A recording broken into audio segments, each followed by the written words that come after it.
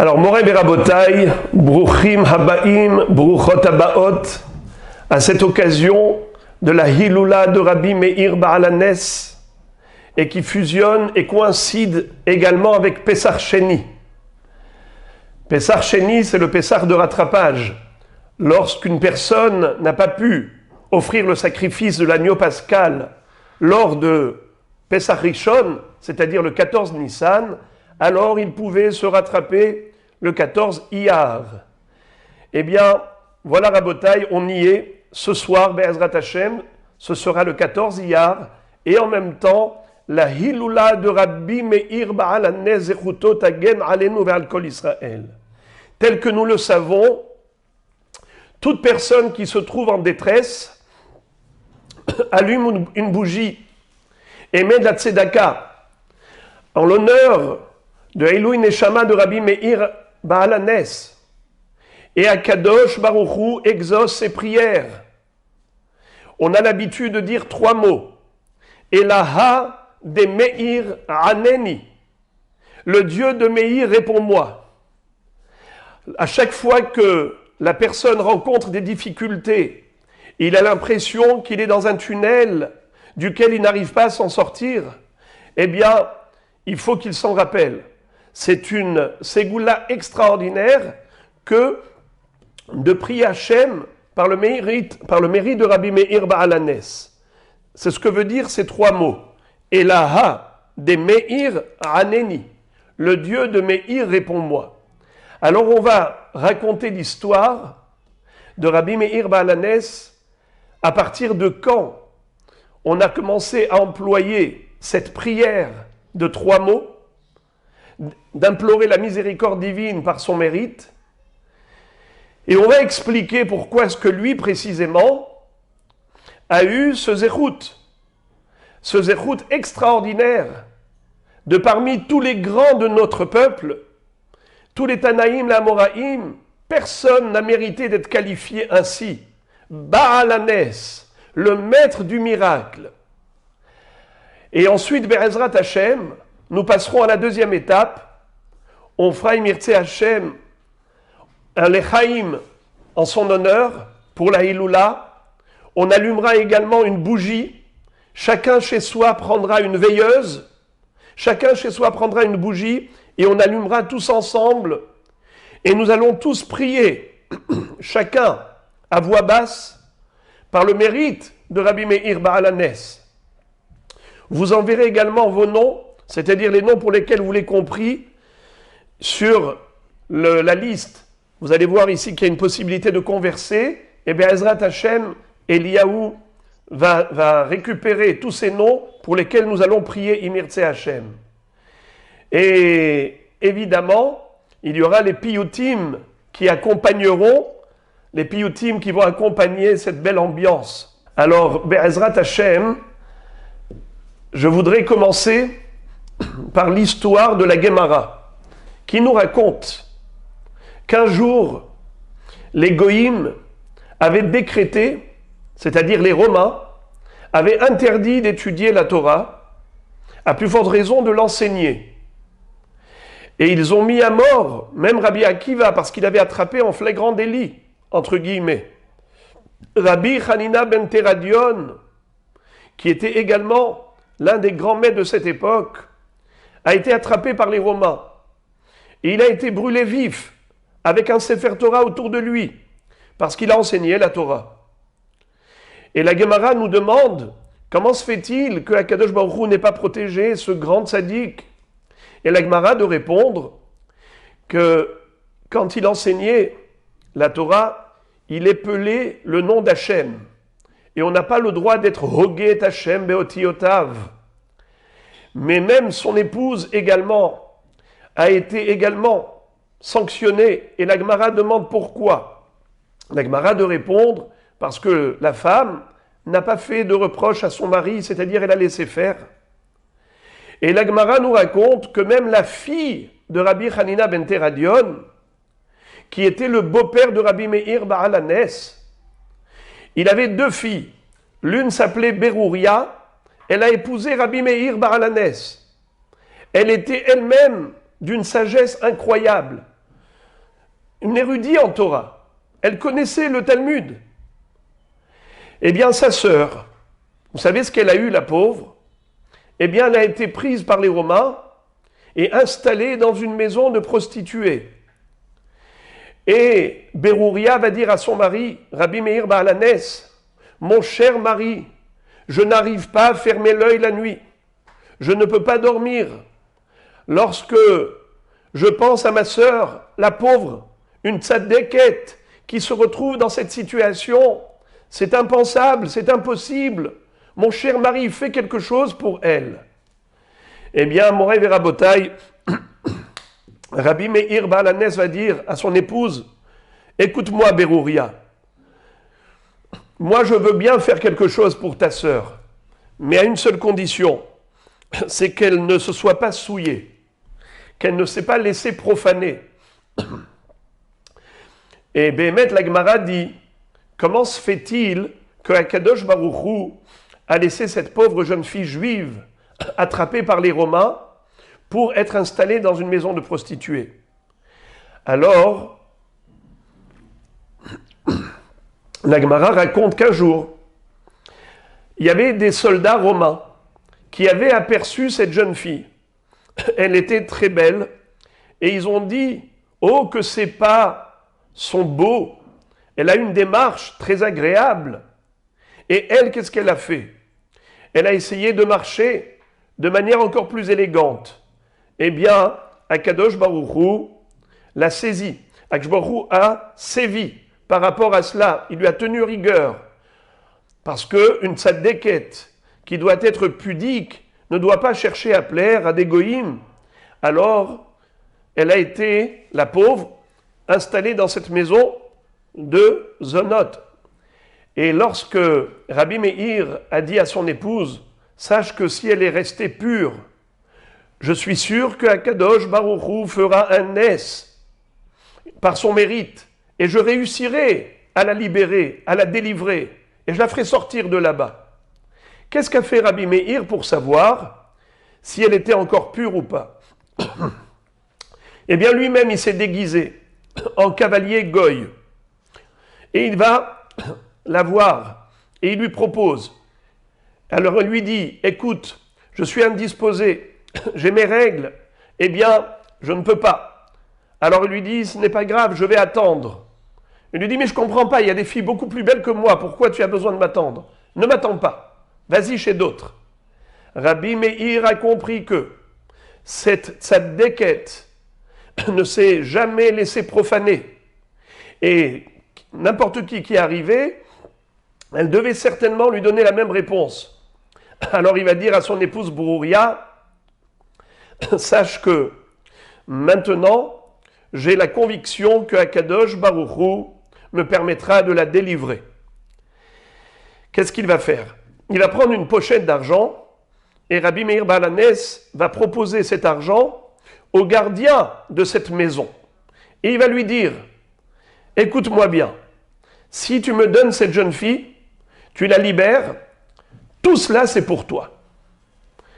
Il a écarquillé grand les yeux parce qu'il y avait beaucoup d'argent, mais ensuite il lève sa tête et il dit « Rabbi Meir, je ne pourrai pas te faire plaisir pour la simple raison, c'est que si je me fais attraper par l'empereur romain, eh bien, ni une ni deux, il va immédiatement me mettre à mort, m'exécuter. » Alors, à ce moment-là, Rabbi Meir va dire à cet homme, tu n'as rien à craindre, il suffit que tu dises 3 mots et tu seras sain et sauf.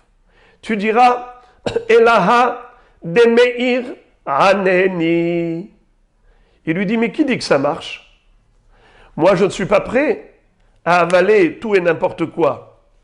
Qui dit que ce que tu me racontes, c'est vrai? Peut-être que tu me racontes des bobards. Alors, Rabbi Meir lui dit, tu n'as qu'à essayer. Qu'est-ce qu'il va essayer comme tentative? Il va aller exciter les chiens enragés du palais royal. À l'époque, des gens qui étaient condamnés à mort, il les jetait en pâture à ces chiens enragés et affamés. Alors, qu'est-ce qu'a fait cet homme? Il a été les exciter, et quand ils se sont rués sur lui, tout de suite, avant de fermer la porte pour ne pas qu'ils accèdent, pour ne pas qu'ils viennent l'attaquer, il a dit ces 3 mots. Il a dit « Elaha de meir aneni ». Immédiatement, tous les chiens ont rebroussé chemin et ont arrêté de le poursuivre. Il a dit, ça veut dire que c'est vrai. Ça marche, ça fonctionne. Et donc, si c'est le cas, je suis d'accord pour ce deal, pour ce marché. Il prend cet argent et il libère la belle-sœur de Rabbi Meir Baal HaNes, la sœur de Berouria. Alors, depuis Moraï et Rabotai, on l'appelle Rabbi Meir Baal HaNes. Pourquoi? Parce qu'au moment où ce gardien de prison, ce gardien de maison de prostituée, s'est fait attraper par les Romains, ils l'ont monté à l'échafaud, et ils lui ont mis la corde au cou, et au moment où le bourreau s'apprête à tirer, il va dire 3 mots. Elaha de meir aneni. Et tout de suite, la corde casse. Alors le bourreau s'est dit, c'est peut-être une coïncidence. Il va donc changer de corde. Et devant tout le monde, il se met à tirer. Et l'autre, qu'est-ce qu'il dit? Elaha de meir aneni. Et à nouveau, la corde se déchire. 3e fois, à nouveau, alors tout le monde était là. L'empereur le convoque et lui dit, raconte-moi cette histoire. Tu es un magicien? Il lui a dit, pas du tout. Il lui a tout raconté de A à Z. Il lui a dit, voilà ce qui s'est passé. Eh bien, Moraï et Rabotai, à ce moment-là, ils ont mis la tête de Rabbi Meir Baal HaNes à prix. Ils ont dit, celui qui l'attrape, qui le dénonce, eh bien, il aura une rançon, il aura une grande somme d'argent. Et Rabbi Meir Baal HaNes a dû à ce moment-là fuir Eretz Israël. Vous vous imaginez, pendant une période. Ça veut dire que, pour lui-même, il ne voulait pas utiliser les forces métaphysiques qui étaient les siennes. Mais pour les autres, pour sauver le Ham Israël, pour sauver une fille juive qui était prise en grippe entre les griffes de la Toum'a, eh bien, il a fait le nécessaire.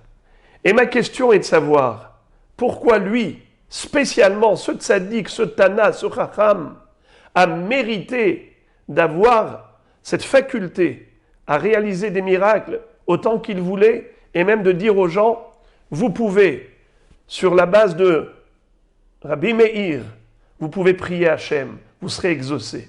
Question, pourquoi et comment? J'ouvre une parenthèse.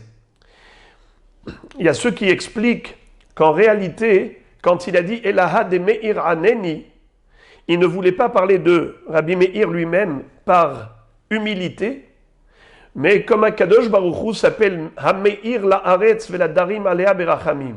Dieu éclaire le monde avec les luminaires, avec le soleil et la lune.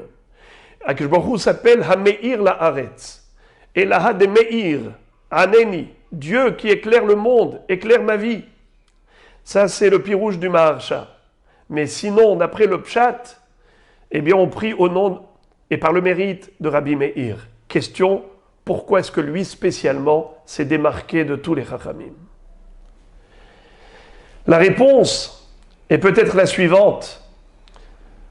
Je vais introduire une idée du Maharal de Prague qui est très profonde, très forte.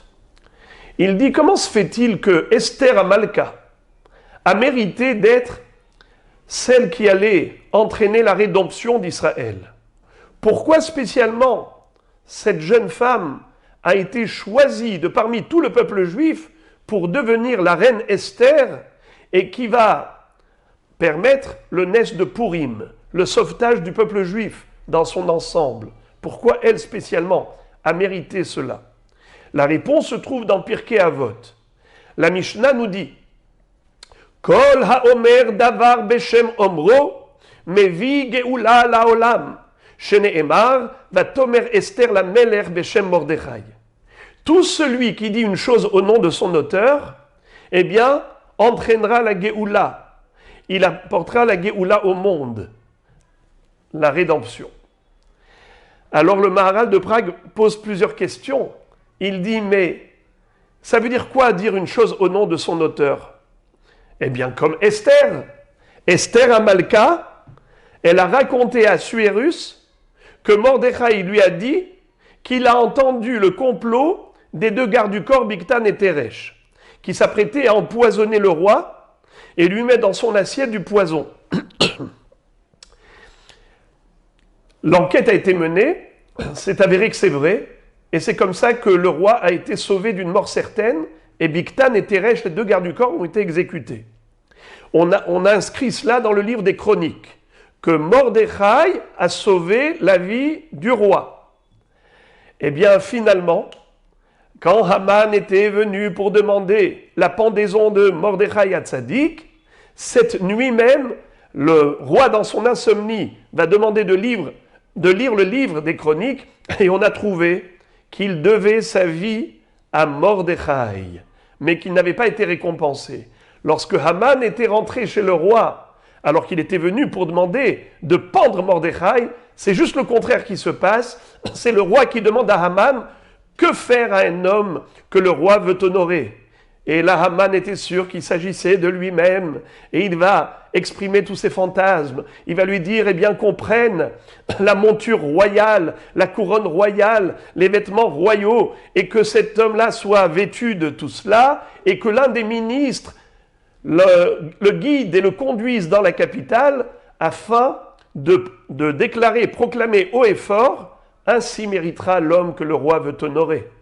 Alors, Moraï Verabotaï, qu'est-ce qu'a dit Achashverosh à Haman? Va immédiatement faire tout cela à Mordechai à Yehudi, à Mordechai le juif. Et vous savez que toute l'histoire de Purim a commencé à partir de là. Et nos maîtres, avec leur perspicacité, ont analysé l'histoire et ils te disent, voilà le facteur déclenchant. Comment la Géoula est arrivée? Eh bien parce que Esther Amalka, quand elle a sauvé le roi, elle lui a pas dit, c'est moi qui te sauve la vie. Elle lui a dit, c'est Mordechai qui t'a sauvé la vie.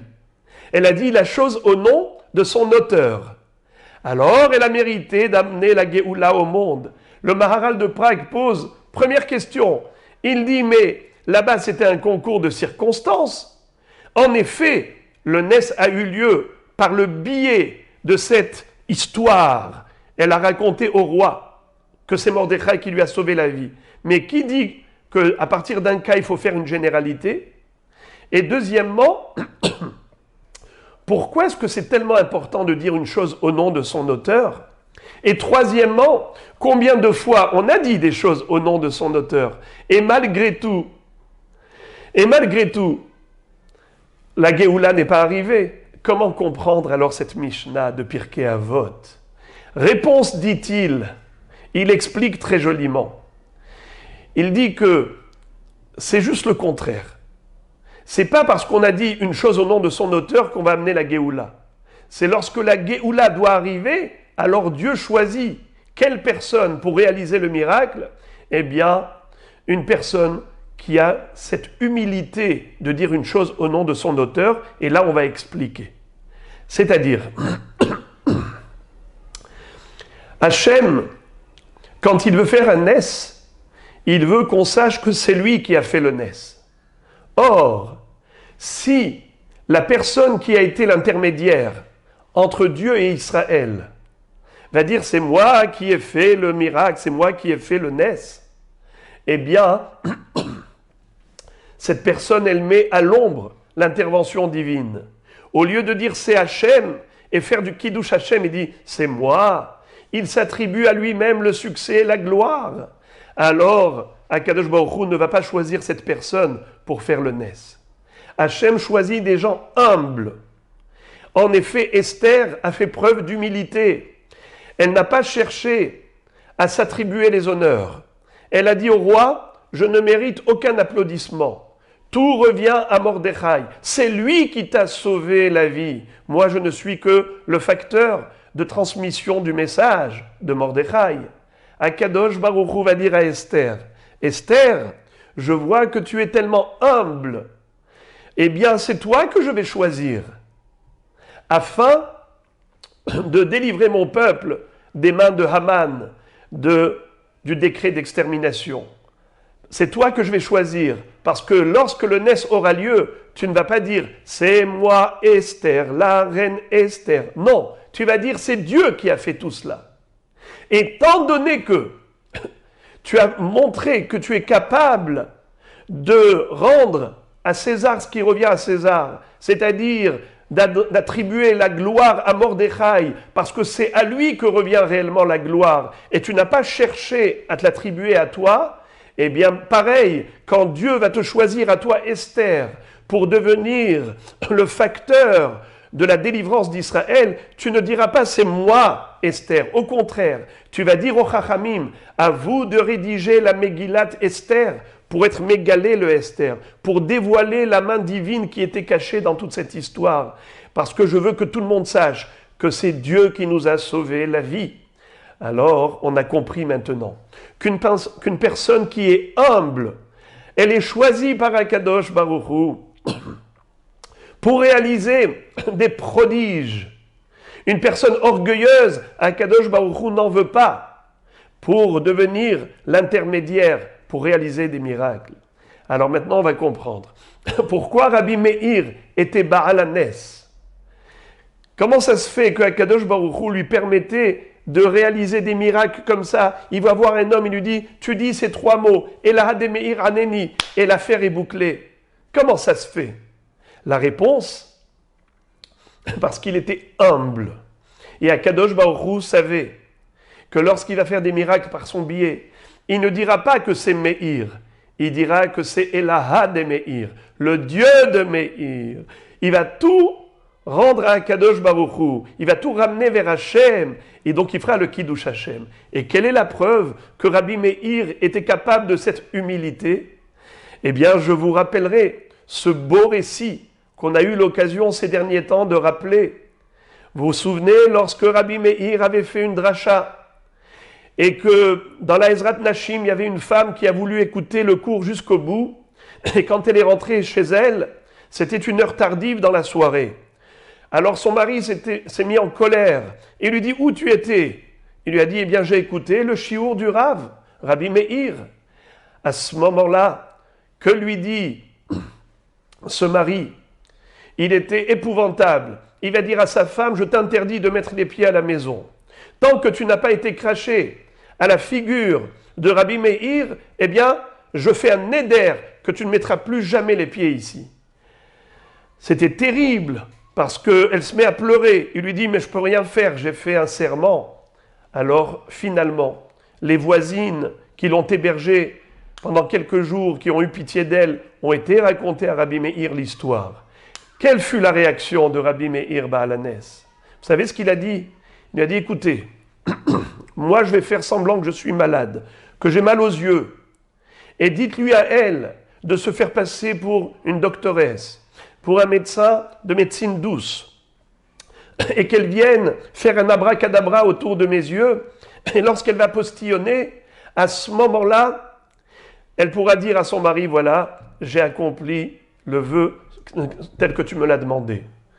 Eh bien, Rabotai, vous savez ce qui s'est passé.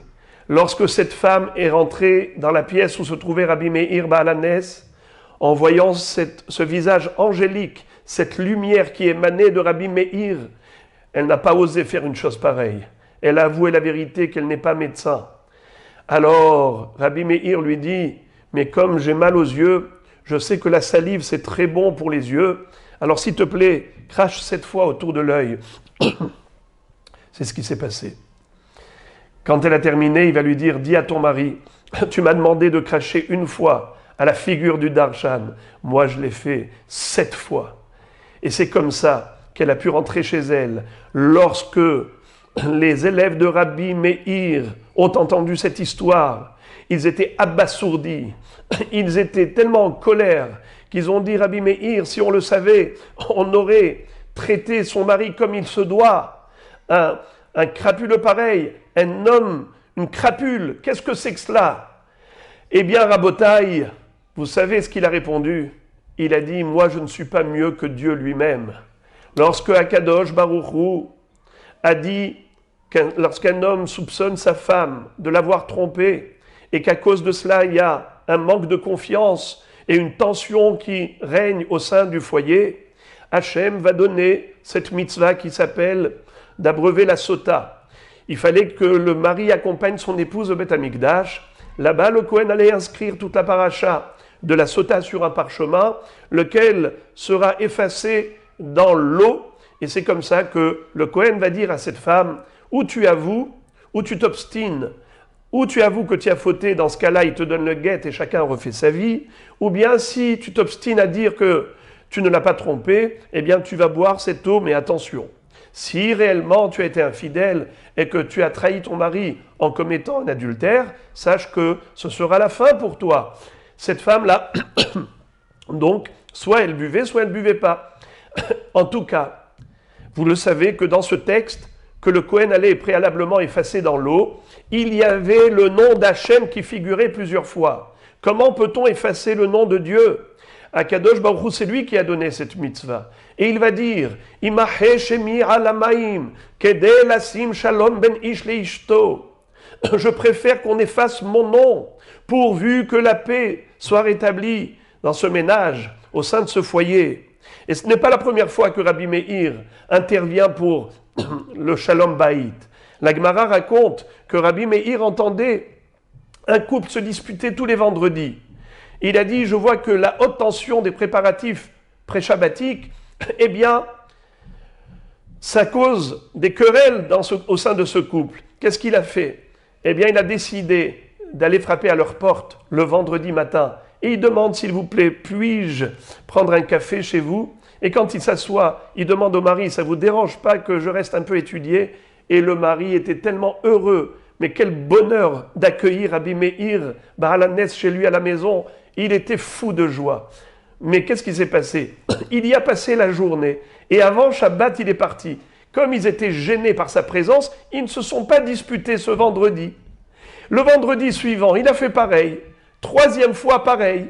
Eh bien, figurez-vous, comme ils ne se sont pas disputés 3 fois, Rabbi Meir Baal HaNes entend la voix du Satan dire « Malheur à lui, le Satan », Rabbi Meir l'a renvoyé, l'a viré de cette maison. Rabbi Meir a imposé le shalom et il a viré le Satan. Rabotai, est-ce que vous avez déjà entendu des gens pareils ? Rabbi Meir Baal HaNes qui s'efface totalement pour le bonheur d'autrui. Une telle humilité à se faire cracher à la figure. Alors ça a montré que cet homme ne cherchait pas la gloire. Alors Akadosh Baruch Hu va dire, puisque tu ne cherches pas la gloire, eh bien, toi, tu seras l'homme intermédiaire pour réaliser tous les miracles. Parce que, en étant Baal HaNes, tu vas dire que c'est Elaha de Meir. Non, c'est pas Meir, c'est le Dieu de Meir. Tu vas rendre la couronne à Akadosh Baruch Hu. Eh bien, c'est toi que j'ai choisi pour devenir le tzaddik de tous les temps, celui dont la mémoire est évoquée pour invoquer la miséricorde divine. À chaque fois, on mentionne son nom en allumant une bougie pour appeler Hachem au secours. Et dans toutes les situations de détresse, Hachem répond par son mérite. Alors voilà, les chers amis, voilà le srout que nous avons aujourd'hui de célébrer la Hiloula de Rabbi Meir Baal HaNes. Et comme cela se fait dans plusieurs communautés, en particulier chez nous autres, les Marocains, on fait même des piyutim, carrément un orchestre pour chanter des shirim, les shirot vetishbachot à Akadosh Baruch Hu, en l'honneur de ce tzaddik, comme on le fait à la période de Hiloula de Rabbi Shimon Bar Yochai. Alors, Be'azrat Hashem, les amis, comme prévu, on va procéder à l'allumage de la bougie, les Ilou Nishmat, de Nichvodo shel Rabbi Meir Baal HaNes. Chacun va allumer chez soi maintenant une bougie et chacun va faire une prière personnelle. On va faire tous un lechaïm ensemble et Be'ezrat Hashem, on va trinquer ensemble et on fera une bracha Imirtse Hashem pour tout le kahal. Alors Rabotai, si vous voulez bien prendre une bougie chez vous et on va allumer le ner et on va prier chacun pour soi, chacun pour sa famille, chacun pour ses proches, par le mérite de Rabbi Meir Baal HaNes. ואני מדליק נר לכבודו של רבי מאיר בעל הנס, שזכותו תגן עלינו ועל כל ישראל. שהקדוש ברוך הוא ימלא ברחמים על כל החולים מעמו ישראל, שיתרפאו רפואה שלמה במהרה ובקרוב. שהקדוש ברוך הוא ימלא ברחמים על כל הרווקים והרווקות מעמו ישראל, שיוכלו למצוא בקרוב את זיווגם. שהקדוש ברוך הוא ימלא ברחמים על כל החסוכי בנים, שיוכלו להיפקד בזרע הקודש של קיימה בקרוב. שישים שלום בבתי כל ישראל, שישרה השלום בביתם וירבו נחת מכל צאצאיהם, לראות דורות ישרים ומבורכים. רבותיי, si vous voulez bien prendre un לחיים. ברוך אתה אדוני אלוהינו מלך העולם שהכל נהיה בדברו.